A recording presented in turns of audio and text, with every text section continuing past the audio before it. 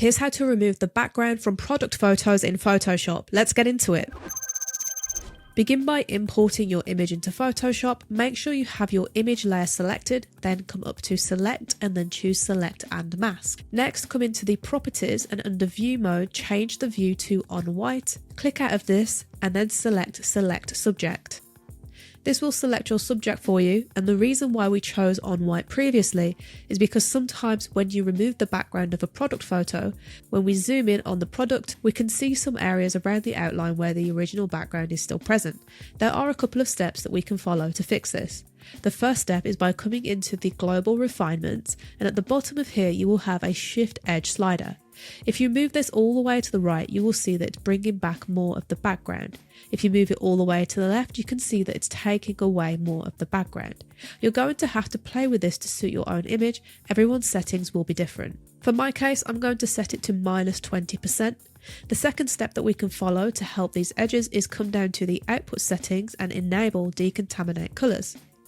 If I disable this again, we can see the difference that has made just by enabling that.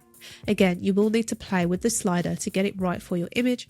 Most images will not need it at 100%, so for my case, I'm just going to set it to 75%.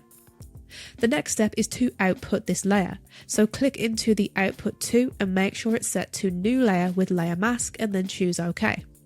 So as we can see here, we have exported this product with the background removed. I do have a colour fill here, but this is just to help us with the next step of this tutorial.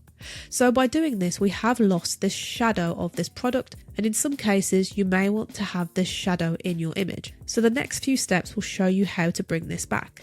To do this, select the masked layer and then press Command or Control J on your keyboard. Then click into the mask on the copy and then press Command or Control I on your keyboard. That is essentially going to invert the mask that we just created. Next, click out of the mask for this layer, come up to the blending styles and then select multiply. Next, press Command or Control U on your keyboard to bring up the hue/saturation and bring the saturation slider all the way down like so, and then choose OK. Next, press Command or Control L on your keyboard. This will bring up the levels window. Click on the right handle and bring this inwards so it's in the middle of this peak point in the levels and then choose OK. Next, click back into the mask of the product. Press B on your keyboard to bring up your brush tool. Make sure your foreground is set to black and your background is set to white. You can come up to your brush settings and I recommend using a big brush with a 0% hardness. That's what I'm going to use here.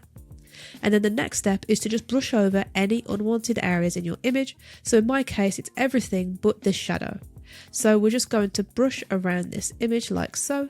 Now with that complete, we can toggle on and off our shadow layer like so. And if I hide this colour fill that I have at the bottom here, we can see that we have our product photo with the shadow without the background.